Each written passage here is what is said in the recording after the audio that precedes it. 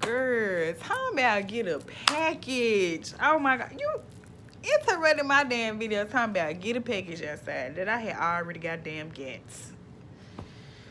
Whew, I tell you about niggas. It be on people. Mess up my goddamn video. Okay, I'm over it. It's cool. Whatever. Okay, so this part 2 of what we was just talking about. What we was just talking about. I left off on kids reflecting you. Yeah. Oh yeah. Hurt people hurt people. It's like people love to try to stand 10 toes down on the wrong shit that they say and do. And then when somebody try to come in and just give a little constructive criticism, they get all butt hurt and shit. But it's like, you're not understanding how you're becoming a part of the never-ending problem of the cycle that continues and continues into more generational trauma, that somebody at some point in this fucking universe has to be born into that family to break the cycles and to heal the fucking bloodline. Somebody has to do the shadow work to heal the bloodlines of the perpetual fucking trauma and pain that y'all just... And it's like, it can be stopped. It take us. It take us. We can stop this shit. But a lot of people don't want to stop it. They want to continue their fucking family, their generational trauma. And then y'all be reposting shit talking about how y'all the ones breaking the shit. Okay. Okay. It's crazy how, like, so many people be relating to shit that's literally not for them. Like, everybody is not a generational curse breaker of their family. Like, it's not even me being, like, snarky or dickhead about it. But it's like, that's not everybody's job. Everybody is not singled out to be the person to break the curses or the cycles of their family. That's not this. Everybody can't be here to do this shit. They can't be a part of everybody's mission. There's people here to do specific things in their mission on earth. So that can't be everybody's fucking job. Because if it was, it wouldn't be no goddamn generational trauma. Now would it? Anyways. But I just be talking though. I just...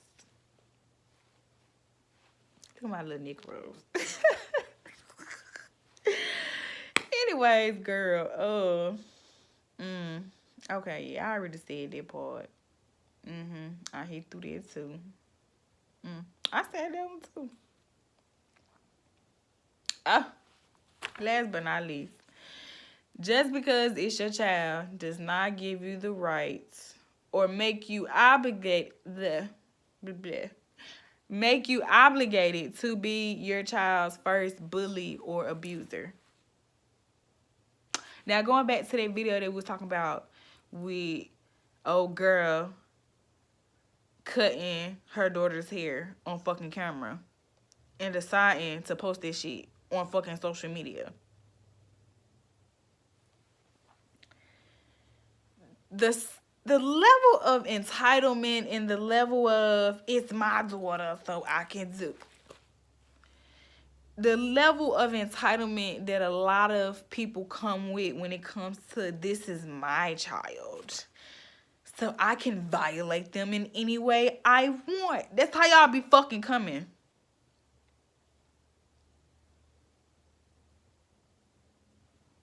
No. No. No. That's not how that fucking works. Just because this is your child, that does not give you the right to be their first bully. It does not give you the right to be abusive. Now, Spirit telling me to go into what abuse can look like. So this is for people who may have or are curious whether they lived an abusive childhood. I mean, I know there's a lot of us who have come to terms with our trauma in our childhood and our parents in a way the people that was there to love and protect us. I know a lot of us have come to terms and are looking for ways to heal from that shit. But from the people who have been a little bit fearful of tapping into that, even trying to go back and try to process and figure out what the fuck that shit was in their childhood, or the people who are just completely in denial, the people that are unconscious to the shit. Being unconscious to your trauma is very dangerous. Especially if you are like choosing to be, because you can very much so choose to be in oblivion. You can choose to be unconscious, I believe. When some information is presented to you and it's like you get that deep down gut feeling that tell you it's some truth and logic to this shit, but you choose to shut it out. You know, I don't want to hear that shit. That's a trauma response, but it's like a lot of times us as humans, we get very content in suppressing the emotions that are within us.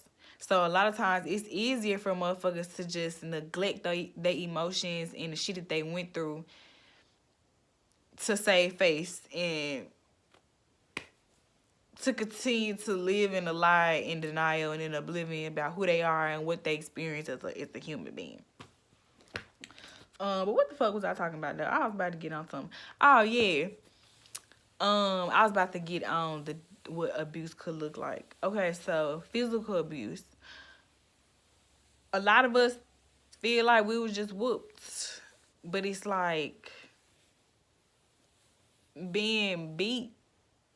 Your parents squaring up with you. Your parents punching you, pulling your hair, throwing you around, body slamming you, hitting you with objects. I apologize to be the one to tell you, but that is considered abuse. Textbook. Damn, girl. Wet ass mouth. Textbook abuse at that. Like, it's abuse. If it wasn't just a simple smack on the butt, that's not a whooping. That was abuse. That's called physical abuse. I repeat, let's run through those again. Let's verbally run through what the visualization of physical abuse could look like. If you were hit with foreign objects, if you were punched or slapped or hit with any other body part, such as a foot, if you were kicked, if you were body slammed, if they literally squared up with you and forced you to fight them, or they just fought you and you just was balled up in a corner. Any type of bodily injury, bodily harm. If you left with scratches, bruises, something bleeding, something broken. Let's see, I said objects, being thrown around, pushed,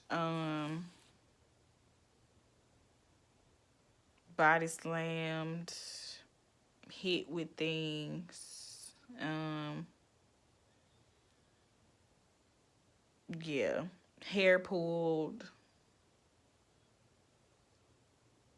abuse, physical abuse, all physical abuse. It does not matter if it was your parent, your grandparents, an aunt, an uncle, any type of adult caretaker or guardian or authoritative figure, that was abuse. Verbal abuse. Anytime they called you something that could be taken as an offense to any other fucking average ass Joe. calling you out your name, calling you names, referring to you different type of slurs, offensive ass shit, like shit. Like calling you out your name, calling you stupid, dumb, ugly, fucking retarded, dumbass. I don't want to just spew a bunch of negative ass shit, but it's like But it's like I'm still feeling the need to like give examples, but at the same time, I don't want to put my energy into just uselessly like spewing negative ass shit. So like that's where my drawback is.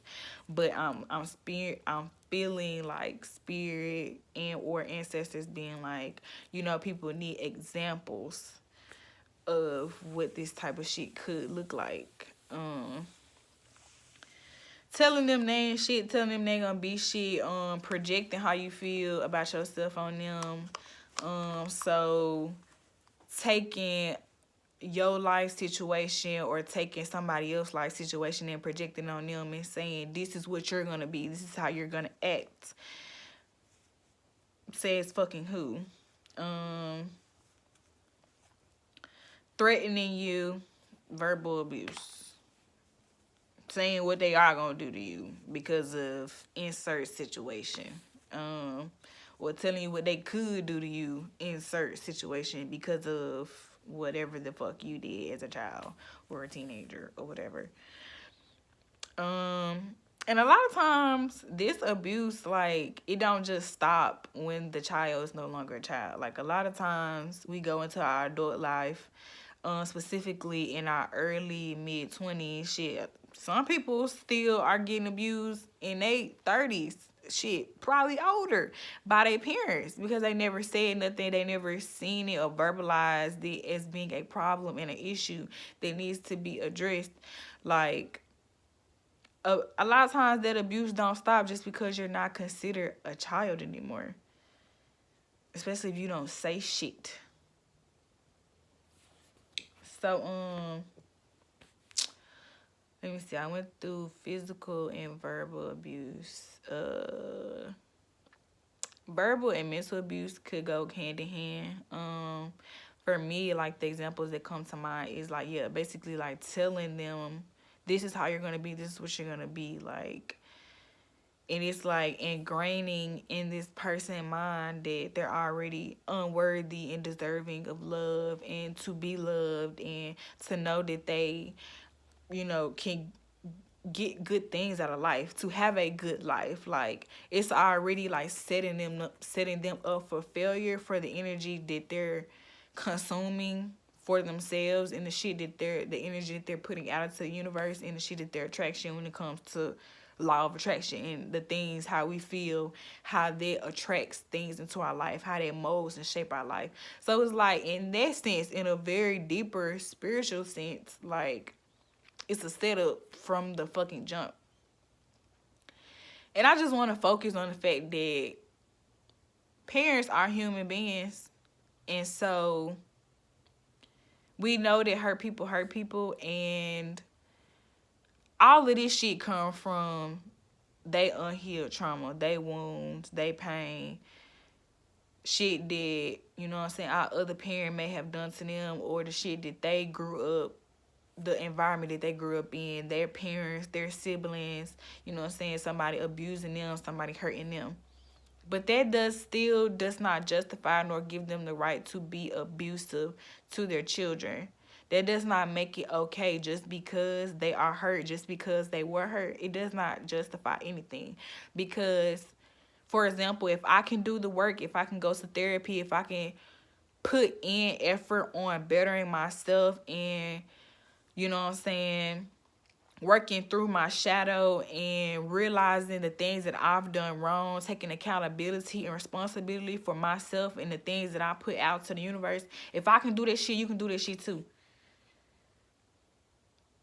It's like, for me to know where the fuck I came from and me just being 25, for me to know who I was just 5 years ago, 3 years ago, shit, last year. For me to know how far I've come, nigga, anybody can fucking change. Anybody can change if they choose to. Anybody can fucking change, my nigga. I know that shit for a fact, and I stand on that shit. If I can change, anybody can fucking change. Including old ass parents. Including young ass parents. Anybody can fucking change if they choose to.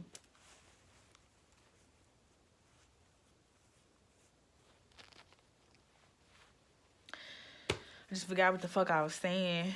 So I think that's time to move on.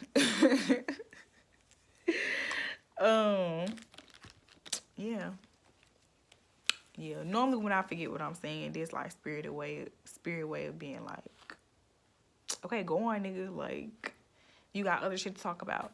So, or maybe I don't have other shit to talk about. Maybe that's the end of the video. Because I literally don't even remember what the fuck I was saying at all, even though I just got done saying it. So, I think I've hit everything, every topic, every little notation that was in my own mind. Things that I've been seeing, things that I've witnessed from experience, things that I've seen other parents say, things that I've heard parents in, if you are in your mid, late 20s, you know what I'm saying, things that parents from our generation have said, how a lot of them feel when you try to confront them or even just make them aware of how they impacted you in your life as a child and as an adult. I've seen how defensive they get when somebody just try to tell them, this is what you did. This is how you made me feel. What you did and what you said impacted me, and this is how it impacted me. I believe this is why I am the way I am, because of this thing that you did or said, or the way you were. They get so, oh my God, you're trying to say I was a terrible parent. No, I'm not. Well, for some of y'all probably is trying to say that. But if that's your truth, then that's just what the fuck it is. But I'm pretty sure a lot of us are not just outright saying you were a terrible fucking parent. I think a lot of us just want to communicate and have the parents understand and comprehend how they affected us and how that has translated into our adult lives, and how it has made it difficult for us to have healthy relationships and bonds with other fucking people, including ourselves. That's where it really lies, how difficult it is to have healthy relationships with ourselves. The self-love of it all.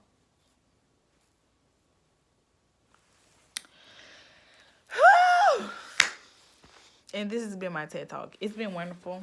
I'm about to make another motherfucking video. So bad.